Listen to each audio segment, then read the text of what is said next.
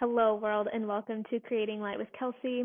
I'm recording 2 episodes in one day and did not even change outfits because I have some heavy life updates for y'all that are jam-packed with life lessons and yay for healing journey things. Because this weekend I'm going, if you've been on Instagram, you know, but if you're on the podcast and YouTube, you're going to be like, huh? So update. Let's backtrack and give a little bit of backstory so that not everyone is fucking lost. If you've been listening, you know I left my job as being an art therapist, but there was more layers to that.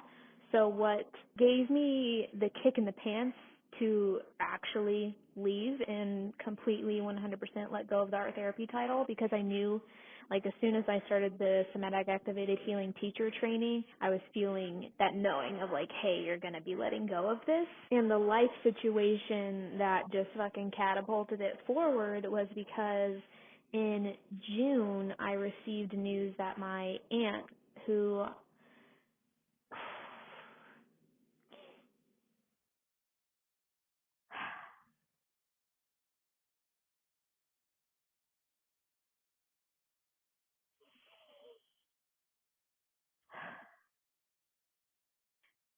damn, that just that just fucking sucks when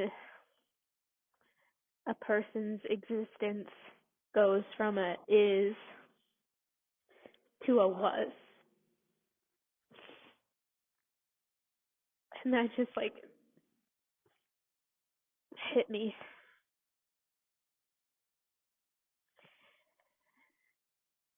Because now I talk about my aunt in the past tense, because her human self is a was now. Bam. Welcome to the episode, y'all. Welcome. We're talking about grief today. Hello. Glad you're here. I'm all snotty.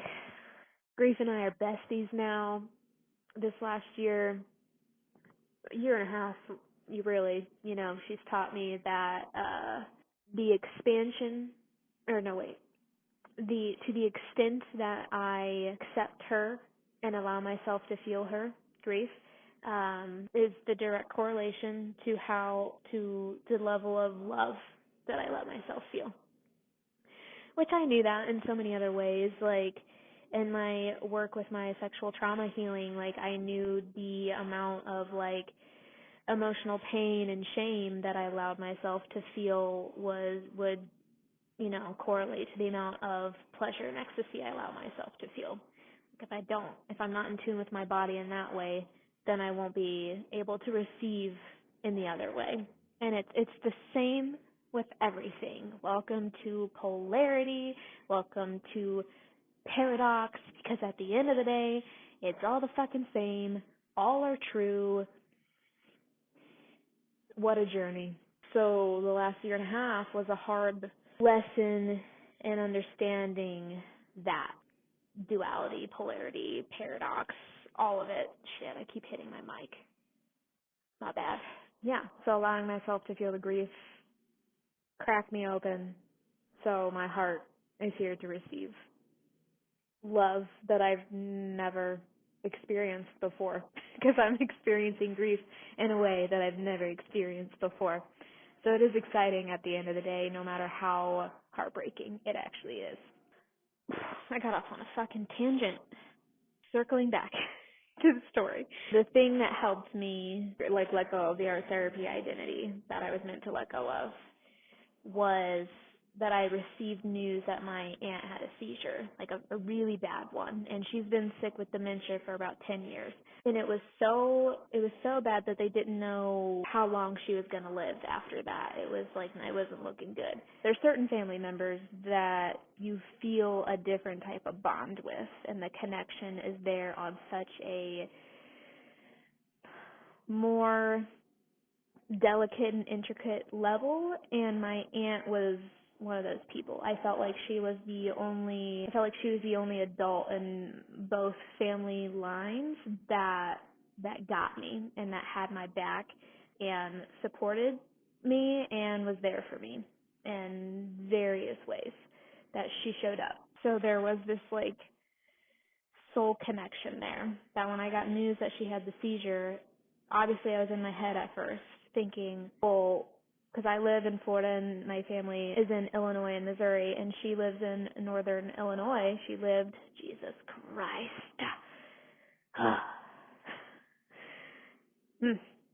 Anyway, she lived, past tense, in Illinois. So I was thinking, okay, I'm working full time right now. I have bills to pay. I have commitments. I have responsibilities. I don't have paid time off. What do I do? I kept trying to think of what to do. And then when I dropped into my body, I heard, none of this matters.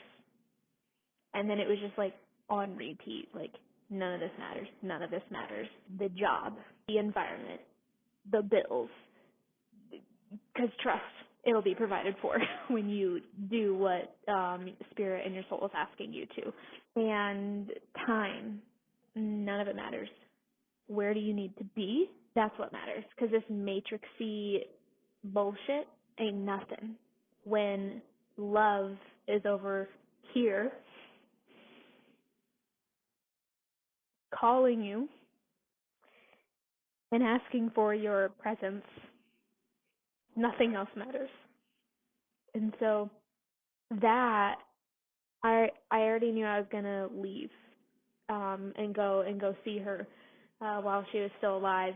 But it was the kick in the pants to be like, where you're at right now, my love, is out of alignment with this job. It's taking up too much of your time and pulling you away from your business, and you're spending too much time in a role that you're no longer meant to be in with being an art therapist. And you cannot come here to do what you need to do. You cannot build your business when you've got one foot in the door of your old life and one foot in the door of your new life. It's just not possible. Both feet need to be where you are aspiring to go. So I told the COO of the company that my aunt is getting prepped for end of life care and I need to go and see her. I don't know how long I'm going to be there because I don't know when she's going to die. I just know I need to go there, and we're totally cool with it. And they said, hey, just, give us a return date and you'll still have your job. And then I'm just sitting there like, I cannot give you a return date because I don't know how long I will be there. They're like, well, just give us a guesstimate so you still have a job. Or if you don't give us a return date, you're going to have to be fully terminated out of the system. And I said, I need you to fully terminate me out of the system. And with that, I made the choice to fully leave, to let go of being an art therapist and fully step into the role of being a movement healer.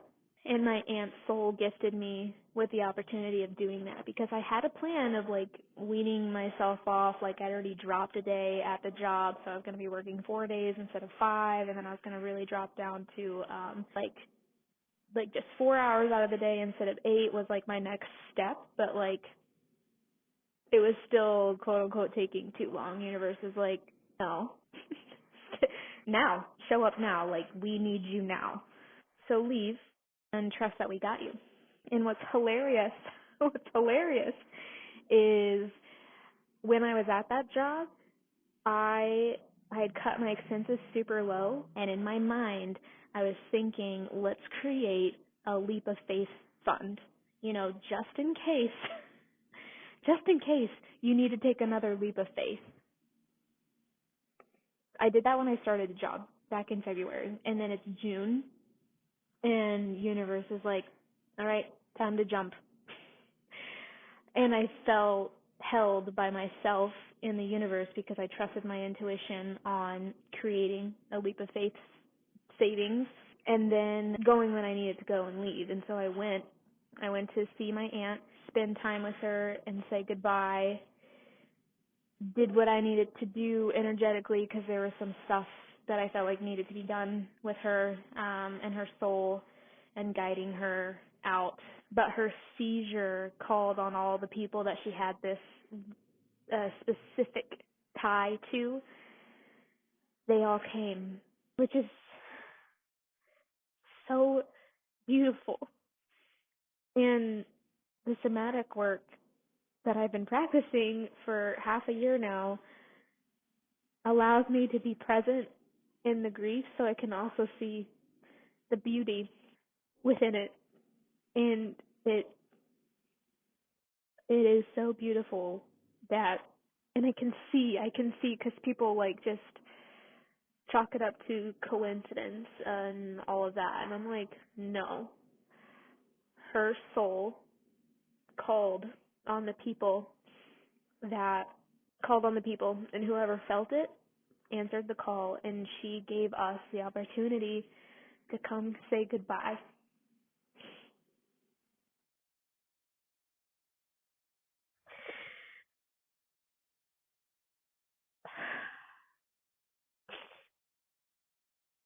And that's a blessing that not a lot of people get when someone dies. To come to say goodbye before someone dies. And for that, I'm grateful. And it was just a few weeks after her seizure that she died. Like, so if I wouldn't have left and I wouldn't have quit my job and just been like, oh, well, it's just this, it's a seizure, like, she's gonna be okay, she's a fighter, like, we don't know, because the doctors were not giving us, like, uh, a timeline. They're like, it could be like 6 months, but my soul was like, no, it's now. Like, she's dying now. It's not going to be that long. So if I would have been caught up in the bullshit, caught up in the matrix, and been a slave to the matrix, the job, and the money, I would not have gotten that beautiful opportunity to say goodbye to my aunt. And I went up there, it was all intuition based. Like, I felt the pull to go up there, and then I stayed until intuition told me it was time to come back. And then when I came back, I had a feeling that I was going to be back up there in August, and her service is August 5th. So there's that. Then when I came back, I had all this space to restructure the foundation of my business, showing up as a movement healer. And then that's when the studio space landed. Then all of a sudden all these opportunities are flowing in to be seen as a movement healer. And it was like when I was certified in April and I was trying to market myself or put myself out there as both, as like, I'm an art therapist certified in somatic activated healing, so I also do somatic work. Nothing was fucking happening. Nothing was fucking happening. And when I let go of what I needed to let go of, the ball is now rolling at a fucking rapid rate. I'm here for it, and I'm so excited. And I'm all the things. I'm sad, I'm hurting, I'm grieving, I'm open, I'm loving, I'm excited.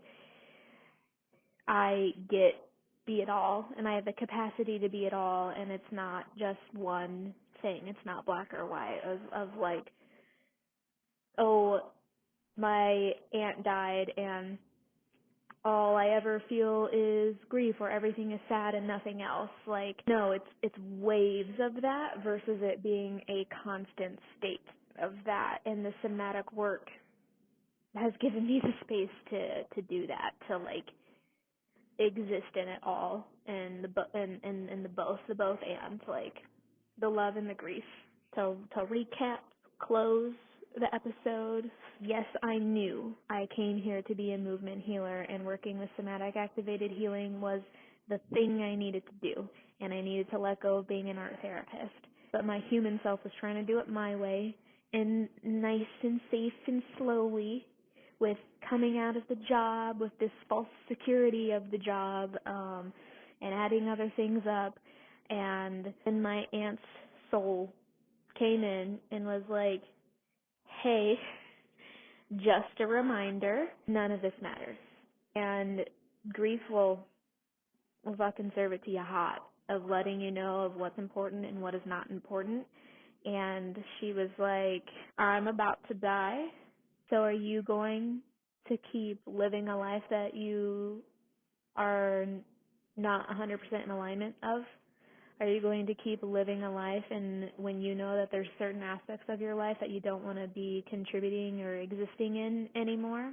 Because life is fleeting and we're not here very long, and you get to decide how abundant, how free, how expansive, how open, wild, unpredictable, fun, pleasurable, whatever word, adjective, what life gets to be.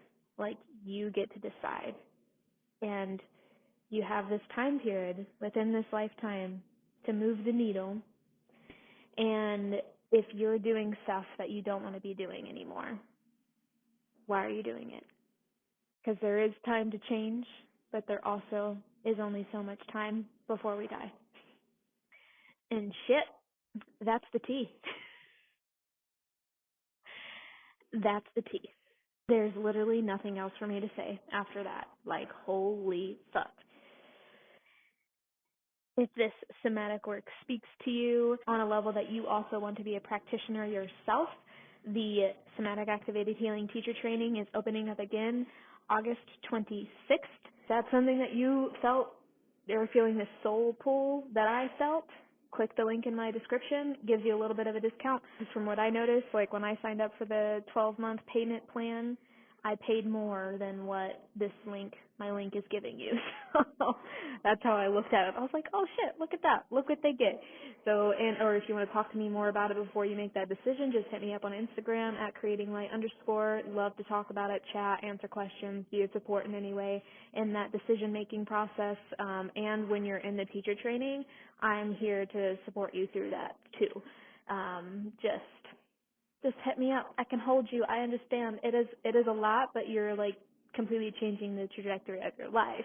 So, if that doesn't speak to you, but you're curious about somatic activated healing and wanting to experience that and letting go of emotional baggage to be so present in the face of all that is life, you can join the SAH membership. I have a link for you in the description, and you get a 7-day free trial. So check it out. There's live Sah Method classes every day, and then Sah teaches on there twice a week. He does a Dharma talk once a month, and there's master classes, meditation, courses, a bunch of things.